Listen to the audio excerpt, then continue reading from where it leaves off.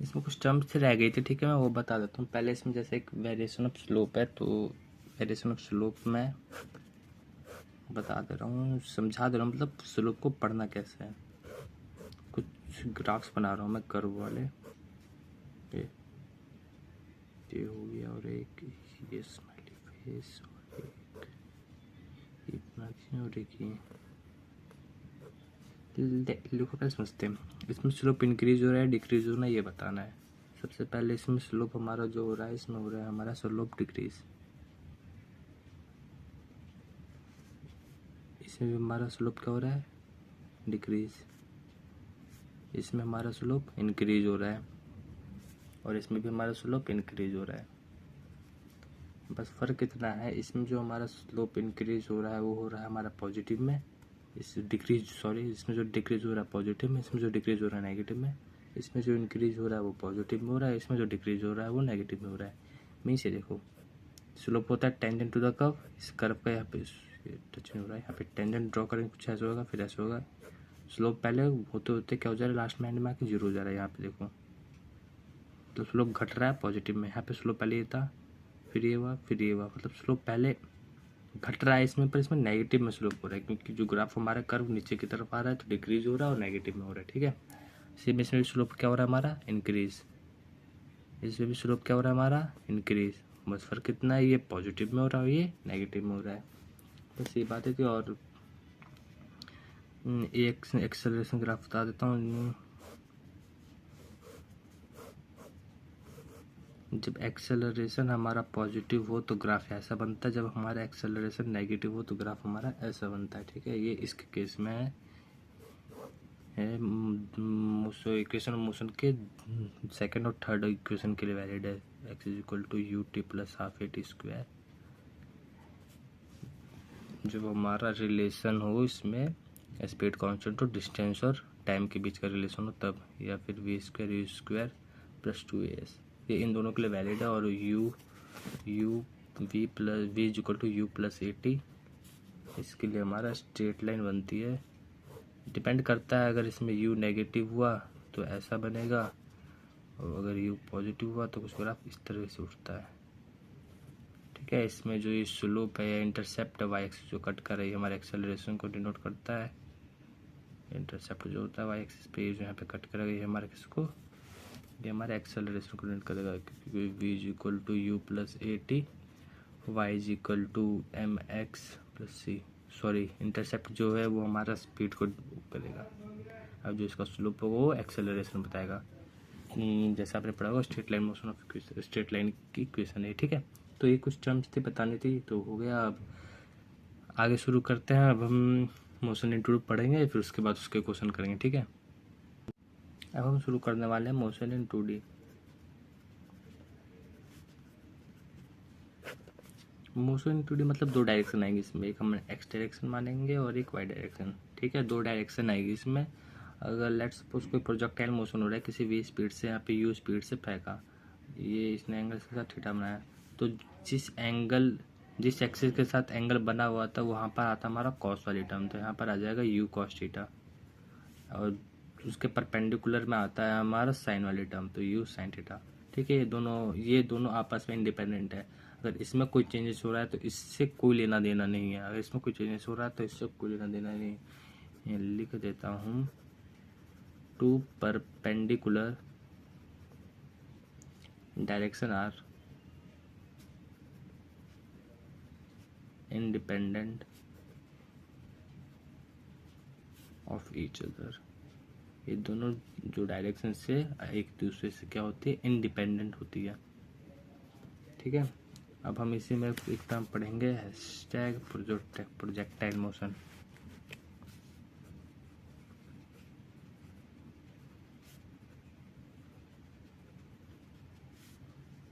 इसमें भी हमारे दो टाइप, मतलब दो डायरेक्शन में मोशन होते हैं, एक हमारा हॉरिजॉन्टल डायरेक्शन और एक हमारा वर्टिकल डायरेक्शन में, ठीक है। जस्ट लाइक दैट, यहाँ पर मैंने एक बॉल को फेंकी, ये बॉल कुछ इस तरीके से गया, यहाँ पर आके गिरा, तो यहाँ पे हर पॉइंट पे दो डायरेक्शन में मोशन हो रहा है, दो डायरेक्शन में मोशन हो रहा है, एक हमारा एक्स डायरेक्शन में और एक हमारा वाई डायरेक्शन में। इसमें जो यू एक्स लिख देते हैं, जनरली यू एक्स मीन्स हो जाता है यू कॉस थीटा और यू वाई मीन्स हो जाता है यू साइन थीटा। ये हमारी एक्स डायरेक्शन की स्पीड हो गई, ये हमारी वाई डायरेक्शन की स्पीड हो गई। ठीक है, तो इसमें जो एक्स डायरेक्शन की स्पीड होती है तो कांस्टेंट होती है। क्यों? क्योंकि एक्स डायरेक्शन में हमारा कोई भी एक्सेलरेशन नहीं लग रहा है, जबकि हम वाई डायरेक्शन में देखें तो वाई डायरेक्शन में एक नीचे की तरफ एक्सेलरेशन ड्यू टू ग्रेविटी लगता है, जिसके कारण वाई की स्पीड जो होती है यू वाई होती है वो कंटिन्यूस डिक्रीज होती रहती है। यहाँ पे देखो पहले ऊपर गई फिर नीचे आ गई ना, क्योंकि यहाँ कंटिन्यूस डिक्रीज होती रहती है। और eight top point of this, मतलब यहाँ पे मैक्सिमम हाइट पे एच मैक्स पे जो होगी इसकी सिर्फ यू एक्स स्पीड होगी, यहाँ पे सिर्फ यू एक्स की स्पीड होगी। जो यू वाई होगा वो हमारा जीरो होगा, मतलब वर्टिकल डायरेक्शन की जो स्पीड होगी वो जीरो होगी। ठीक है, और हॉरिजॉन्टल डायरेक्शन की स्पीड वही होगी। और इसमें लिख देता हूँ at top point U Y is equal to zero. ठीक है, वाई जीरो मतलब वर्टिकल डायरेक्शन की जो स्पीड होगी वो जीरो होगी। और इसमें एक और नोट करने वाला पॉइंट है, हॉरिजॉन्टल डायरेक्शन की स्पीड जो होता है डायरेक्शन स्पीड कांस्टेंट, स्पीड जो होती है वो क्या होती है कांस्टेंट। इसमें लिखता है U X equal to constant. ठीक है,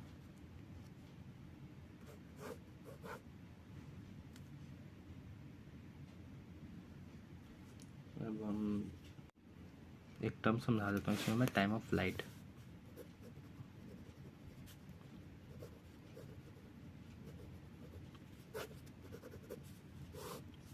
मीन्स होता है, हिंदी में लिख दे रहा हूँ, हवा में रहने का समय। मतलब अगर मैंने कोई बॉल को फेंका, ये जस्ट ये ग्राउंड है हमारा, हवा में फेंका, ये बॉल जब तक हवा में है कितने देर तक ये हवा में, उसी को बोलते हैं टाइम ऑफ फ्लाइट। जिसे जनरली टी ऑफ भी लिख देते हैं टाइम ऑफ फ्लाइट, और कैपिटल टी या डिनोट करने के अपने अपने तरीके होते हैं। ठीक है, इन सबसे डिनोटेशन किया जाता है। तो चलो शुरू करते हैं। हम प्रोजेक्टाइल मोशन करते हैं, जिसमें हमारा एक होगा प्रोजेक्टाइल थ्रू ग्राउंड लेवल। मतलब पहला हम प्रोजेक्शन, जैसे हमने मोशन इन 1D में पढ़ा था projection from ground to ground, इसमें बोलता है projectile from ground to ground. अब इसमें जो है दो डायरेक्शन आ जाएंगे, उसमें एक ही डायरेक्शन थी, बॉल ऊपर गई थी नीचे आ गई थी, मतलब कोई दो डायरेक्शन का मतलब जस्ट जहाँ से ऊपर गई यहीं से नीचे आ गई थी। अब इसमें पढ़ेंगे बॉल ऊपर भी जाएगी और आगे भी बढ़ेगी, मीन्स कुछ हॉरिजॉन्टल डिस्टेंस ही कवर करेगी। ठीक है, तो चलो शुरू करते हैं ये वाला भी। प्रोजेक्टाइल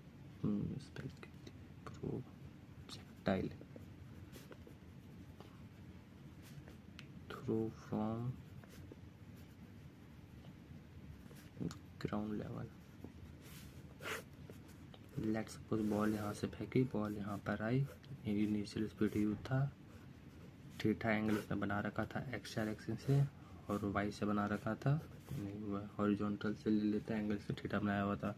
तो इसकी हॉरिजॉन्टल की डायरेक्शन क्या हो जाएगी यू कॉस थीटा, वर्टिकल की हो जाएगी यू साइन थीटा स्पीड। ठीक है, ये सारी मेनली चीज़ मैंने जो आपको वहाँ पे बता दी थी। अब हम इसमें लिख लेते हैं पहले, मतलब एक्स डायरेक्शन में क्या क्या टर्म्स है और वाई डायरेक्शन में हमारी कौन कौन सी टर्म्स है मोशन की। मोशन की term means x you V A T, distance, displacement, speed, acceleration, time, ये सारी चीज़ें। तो इसमें यू एक्स वाली जो टर्म है जो है यू कॉस थीटा, एक ए एक्स वाली टर्म है हॉरिजॉन्टल डायरेक्शन में एक्सेलरेशन कितना है जीरो, कोई हॉरिजॉन्टल में कोई भी एक्सेलरेशन नहीं है। और इसमें ये जो डिस्टेंस यहाँ से यहाँ तक कवर करी, लेट्स एक्स डिस्टेंस कवर करी। ठीक है, तो एक्स जो हमारा हो जाता है इसमें रेंज बोलते हैं। ये तीन टर्म होगी हमारी एक्स में। वाई में हो जाएगी U Y is equal to U sine theta, theta ध्यान रखना हमारा हॉरिजॉन्टल से एंगल लिया है हमने। इसमें ए वाई हो जाएगा वर्टिकल डायरेक्शन का एक्सेलरेशन को जो डाउनवर्ड लगेगा जी, जिससे हम माइनस जी लिखेंगे। ठीक है, और वाई वाली जो हो जाएगी इसकी जीरो, क्योंकि वाई की डिस्प्लेसमेंट जीरो हो जाएगी। हवा में ऊपर से गया तो वापस वहीं पे आ गया, वही पॉइंट पे। एक्स डायरेक्शन में इसमें डिस्प्लेसमेंट हुई, पर लेकिन वाई डायरेक्शन में इसकी डिस्प्लेसमेंट क्या है जीरो। ये बात को आप ध्यान से समझो। एक्स डायरेक्शन में जितने एक्स डायरेक्शन की तो हमने लिख ली रेंज जो हॉरिजॉन्टल डिस्प्लेसमेंट हुआ, लेकिन वर्टिकल डिस्प्लेसमेंट इसकी जीरो है। ठीक है, तो कुछ टर्म थी जो लिखनी थी हो गई हमारी। अब इसमें बोलते हैं टाइम ऑफ फ्लाइट। इसमें अब इसमें लगाते हैं टाइम ऑफ फ्लाइट, कितना टाइम लगा होगा इसे यहाँ से यहाँ तक पहुँचने में टाइम ऑफ फ्लाइट। तो equation of motion, second equation of motion लिखते हैं जिसमें होता है हमारा H is equal to U T plus half A T square, half square Y direction के लेते हैं। तो वाई डायरेक्शन की डिस्प्लेसमेंट क्या है, 0 है। तो लेट्स वाई डायरेक्शन की डिस्प्लेसमेंट को मैं इसमें वाई से डिनोट कर रहा हूँ। तो Y is equal to U Y T, T हमारा टाइम ऑफ फ्लाइट हो जाएगा, प्लस हाफ ये हमारा माइनस जी है, minus G T square. U Y हमारा 0 था, यू वाई टी प्लस यहाँ पे माइनस आ जाएगा, minus half G T square. यहाँ से हो जाएगा U Y T is equal to half G T square, T से टी कैंसिल हो जाएगा, यहाँ पे हो जाएगा 2y, oh sorry 2u/y G is equal to T. यहाँ पे टाइम ऑफ फ्लाइट हमारा ये आ जाएगा, और जिसमें हम यू वाई को क्या लिख सकते हैं, 2u sine theta, 2u sine theta divide by G is equal to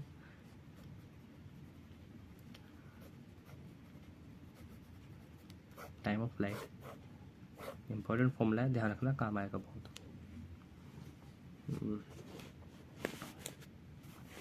और यहाँ पे भी जो हमारा time of ascent time of descent होता है वो इक्वल होता है।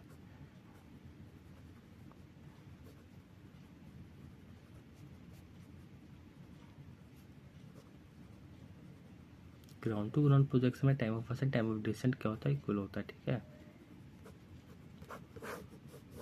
लेकिन ध्यान रहे कुछ केसेस में वो बदल भी सकता है, तो आप केसेस को हमेशा ध्यान में रख के करना, ठीक है। इसमें हम मैक्सिमम हाइट की बात करते हैं, मैक्सिमम हाइट निकालते हैं नेक्स्ट पेज पे। जब हम निकालते हैं उस केस का maximum height,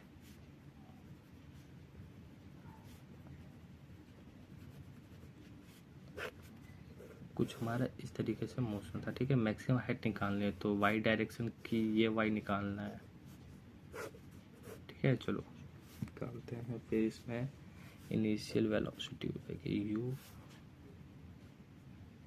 x cos theta you theta. देखो हमें वाई डायरेक्शन के निकालने वाला सोचते हैं, तो वाई डायरेक्शन में सारी इक्वेशन लिखते हैं। तो इसमें हम कौन सी इक्वेशन मोशन यूज़ करें, थर्ड। इसमें हम third equation of motion use करेंगे, ठीक है।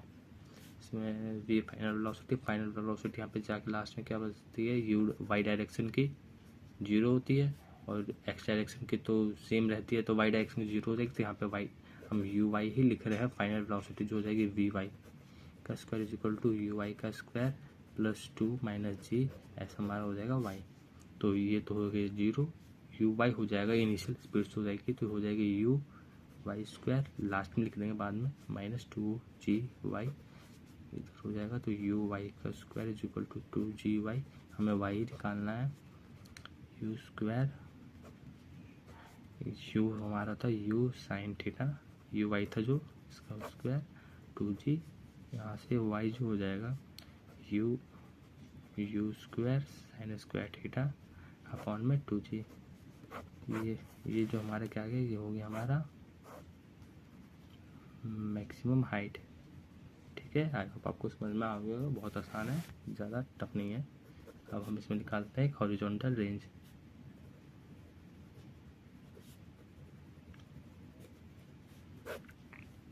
हॉरिजॉन्टल रेंज हमें एक्स डायरेक्शन निकालना है, तो हम इसमें क्वेश्चन नंबर केस मिलेंगे, एक्स डायरेक्शन मिलेंगे, ठीक है। तो इसमें हम यूज़ करते हैं सिंपल फॉर्मूला यूज़ करते हैं, ज़्यादा नहीं। देखो हमें पता है क्योंकि एक्स डायरेक्शन की तो स्पीड कांस्टेंट है, तो एक्स डायरेक्शन की स्पीड तो चेंज नहीं हो रही है, जो यहाँ थी वो यहाँ होगी। तो हम इसमें सिंपल यूज़ करेंगे, speed is equal to distance upon में टाइम, ठीक है। स्पीड कितनी, यू एक्स कॉन्स्टेंट, डिस्टेंस कितना था, डिस्टेंस हमने एक्स मान लिया था, एक्स। टाइम कितना लगा था, टाइम ऑफ फ्लाइट हो जाएगा, यहाँ से यहाँ आने में टाइम ऑफ फ्लाइट ही लगा था, जो टाइम ऑफ फ्लाइट हमारा क्या था, 2u साइन थीटा अपॉन में जी, ठीक है। तो फॉर्मूला फिट कर दो, मैं एक्स की वैल्यू निकाल लें, तो एक्स यहाँ से हो जाएगा you x T, you x है यू कॉस थीटा इंटू में 2u साइन थीटा बाई जी, यहाँ पे हो जाएगा यू स्क्वायर 2 साइन थीटा, यहाँ पे फॉर्मूला लग जाएगा साइन 2 थीटा का, तो U square sine 2 theta by G. ये होगी हमारी हॉरिजॉन्टल रेंज, जो एक्स जो था वो हम इसे हॉरिजॉन्टल रेंज से डिपेंड करते हैं आर से, ठीक है। इसमें एक टर्म बता देता हूँ, मतलब अच्छा है, अगर हॉरिजॉन्टल रेंज के केस में है, चलो पहले बाद में, मैक्सिमम रेंज कितनी होगी, सॉरी मैक्सिमम हाइट नहीं, सिर्फ हाइट है, मैक्सिमम हाइट जो निकलवाऊंगा इसमें थीटा की वैल्यू पुट आउट करके निकलेगी। मैक्सिमम रेंज हो जाएगी हमारी जब, मैक्सिमम रेंज तब होगी जब हमारा थीटा कितना होगा 45 डिग्री का होगा, और मैक्सिमम हाइट तब होगी, मैक्सिमम हाइट तब होगी जब हमारा थीटा कितने डिग्री का होगा 90 डिग्री का होगा। ठीक है, मैक्सिमम हाइट जब होगी जब 90 डिग्री का थीटा होगा, मैक्सिमम रेंज जब होगी जब थीटा हमारा 45 डिग्री का होगा। ओके, जो चीज़ बोल रहा था मैं बताने के लिए रेंज के केस में वो ये थी,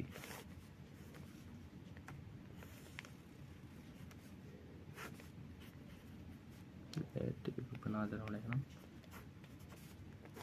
अगर थीटा 1 और थीटा 2 ये दो एंगल, एक थीटा 1 इसका एंगल हो गया लाइन ऑफ पहला प्रोजेक्टाइल का, दूसरा हो गया थीटा 2 दूसरे प्रोजेक्टाइल। ठीक है, अगर थीटा 1 प्लस थीटा 2 दोनों को ऐड करने पे 90 डिग्री आ रहा है तो मीन्स जो भी रेंज दोनों की क्या होगी, सेम होगी, range will be same.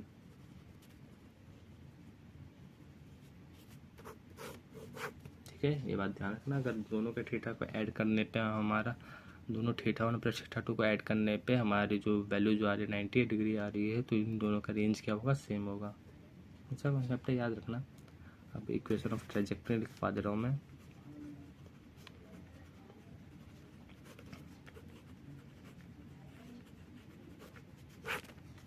y is equal to x tan theta minus half g x square you square cos square theta. ये याद कर लेना, इसमें एक और टर्म होती है, इसको फर्दर सिंप्लीफाई करते हैं। दोनों इम्पॉर्टेंट है, दोनों ध्यान रखना, कोई सी भी कहीं भी जरूरत पड़ सकती है। ठीक है, ये दोनों इक्वेशन ऑफ मोशन है, लिखवा दिया मैंने आपको। अब शुरू करते हैं हॉरिजॉन्टल प्रोजेक्शन।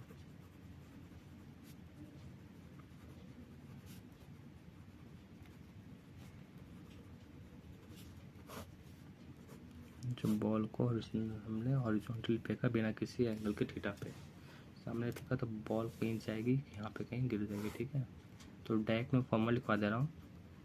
यहाँ पे टाइम ऑफ फ्लाइट हो जाएगा, सेम ड्रॉपिंग वाला केस रहता है, जो ड्रॉप करते हो किसी को सेम ही रहेगा टाइम ऑफ फ्लाइट वाला,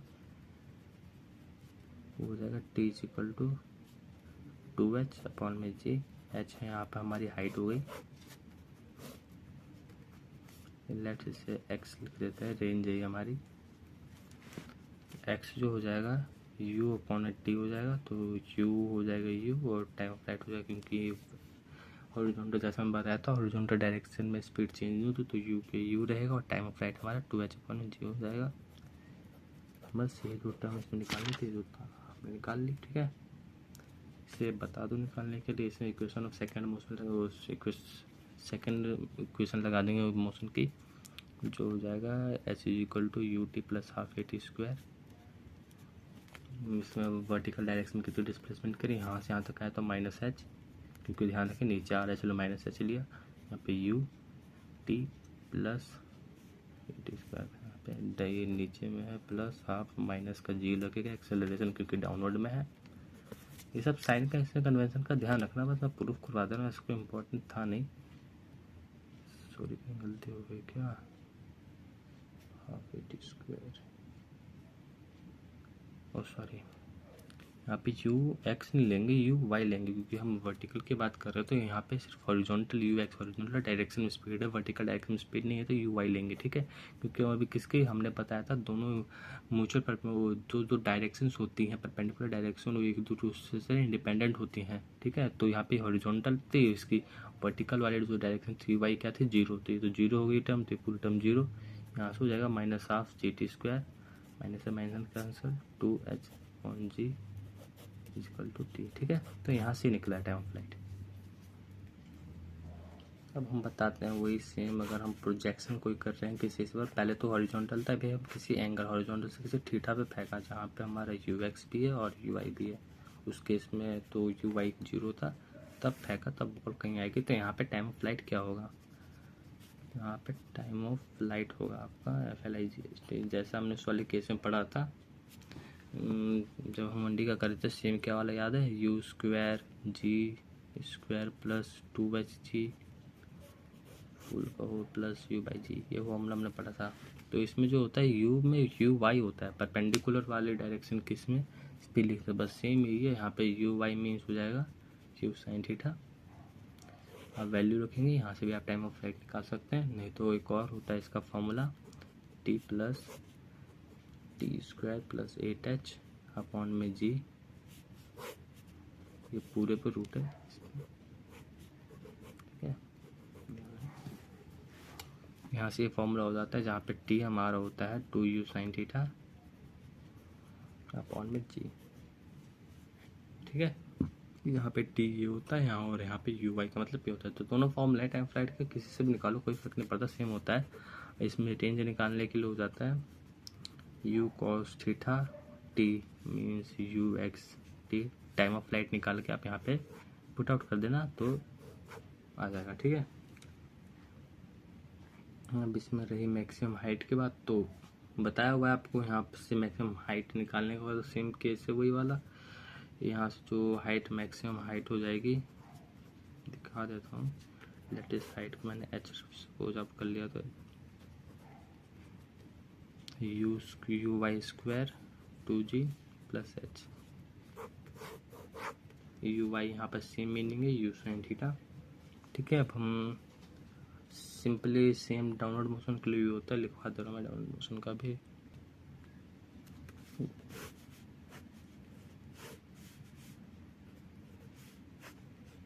ध्यान रहे हम हमेशा थीटा कहाँ से ले रहे हैं, हॉरिजॉन्टल डायरेक्शन ले रहे हैं, ठीक है। तो यहाँ पे UY हो जाएगा और UX हो जाएगा और U अलग हो जाएगा UY। सेम इस केस में जो टाइम ऑफ फ्लाइट होगा, डिस्टेंस होगा, सब निकाल दे रहा हूँ। इसमें मैक्सिमम हाइट तो यही होगी जो इसका ओरिजिनल हाइट है, जिस हाइट से इसे बॉल को फेंक रखे इसमें पे जो टाइम ऑफ फ्लाइट हो जाता है सेम वही रहता है जैसे हमने उसमें पढ़ा था। कुछ ये था ना, हाँ U² G² प्लस UY² हो जाएगा बस। यहाँ पे UY का मतलब आपको पता है U sin थीटा, यहाँ पे माइनस UY/G। सिंपल जैसा हमने उसमें पढ़ा था मोशन इन मंडी में, सेम वही है। इसमें T का फॉर्मूला ये भी लगा सकते हैं, T² प्लस 8HG, ये रूट में 8H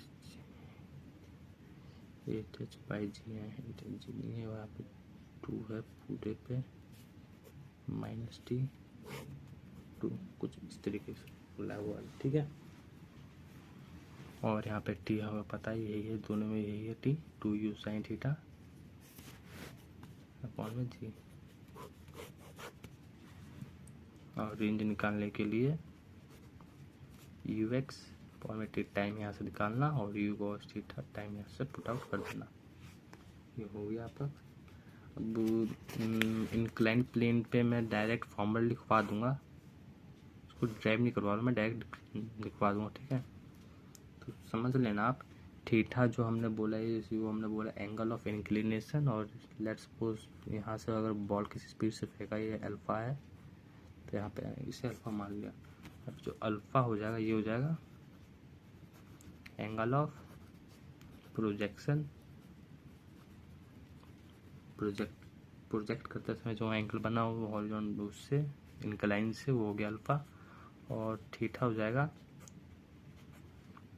angle of inclination, horizontal से इंक्लाइन का एंगल क्या है, एंगल ऑफ इंक्लिनेशन, ठीक है। पीछे मैं चार्ट फॉर्मूला लिख दे रहा हूँ, up the incline down the incline दोनों के लिए लिख दे रहा हूँ, ठीक है।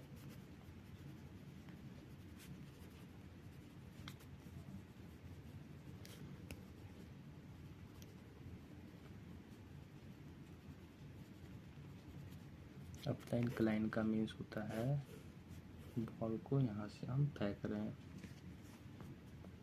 अप द इंक्लाइन जा रहा है, और डाउन द इंक्लाइन का मतलब था बॉल को हम इस तरीके से फेंक रहे हैं,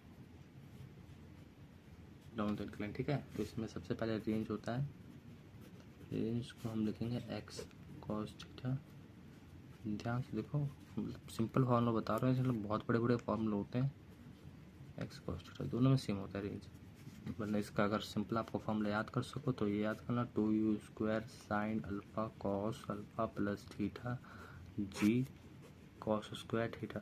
देखिए ये फॉर्मूला होता है, ये भी मतलब ये फॉर्मूला यही लिखा है शॉर्ट में। यहाँ पे एक्स की वैल्यू में बताऊँगा क्या होती है, 2u² sine alpha cos alpha minus theta cos theta.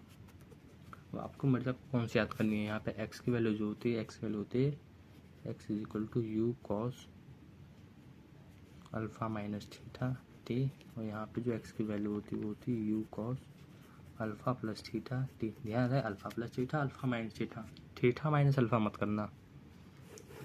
Up the incline में प्लस, डाउन द इंक्लाइन में माइनस, यू कॉस। तो यहाँ पे टी होता है जो टाइम ऑफ फ्लाइट है,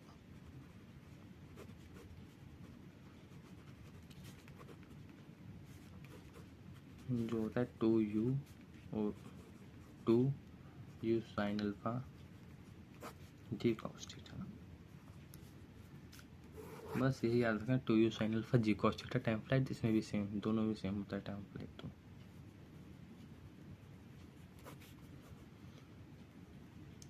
ठीक है, यहाँ से एक्स की वैल्यू देखो, सबसे पहले हम लिखेंगे, हमें गिवन क्या क्वेश्चन करवाते वक्त मैं बताऊंगा क्वेश्चन कैसे करते हैं। यू पता है, कॉस पता है, ये अल्फ़ा पता होगा हमें, अल्फ़ा एंगल ऑफ अल्फ़ा हो जाएगा एंगल ऑफ प्रोजेक्शन, थीटा हो जाएगा एंगल ऑफ इंक्लिनेशन। तो यहाँ पे वैल्यू रखेंगे टी हम यहाँ से निकाल लेंगे 2u sine alpha g cos theta, जिससे हमारा रेंज निकल जाएगा। ठीक है, मैक्सिमम रेंज के लिए जो अल्फ़ा होना चाहिए अप द इंक्लाइन और डाउन द इंक्लाइन में,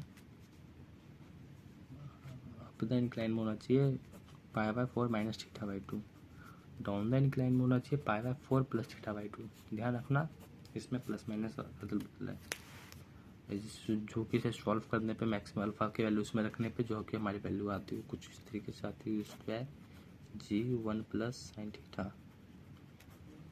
आती है u square g 1 minus theta. Maximum range है जो अल्फ़ा पुट करने पर आती है, और मैक्सिमम हाइट होती है, दोनों में सेम होती है, फॉर्मूला दोनों का सेम। मैक्सिमम हाइट निकालने का तो लिखते रहो एक ही जगह, u square sine square alpha g cos theta 2g cos theta. Height का फॉर्मूला ये, ठीक है, मैक्सिमम हाइट का जो हमने निकाला था you square sine square alpha 2g sine theta. थोड़ा वीडियो में कट गया था तो मैंने दोबारा रिकॉर्ड करके इसमें ऐड कर दे रहा हूँ। ठीक है, ये अप द इंक्लाइन और डाउन द इंक्लाइन दोनों के लिए सेम होता है। तो आज के लिए बस इतना ही, और नेक्स्ट पार्ट में इसका रिलेटिव मोशन हम पढ़ेंगे, और river boat problem, rain man problem वो भी करेंगे। ठीक है, तो नेक्स्ट पार्ट देखता हूँ, जल्दी से जल्दी अपलोड कर दूंगा। Okay bye.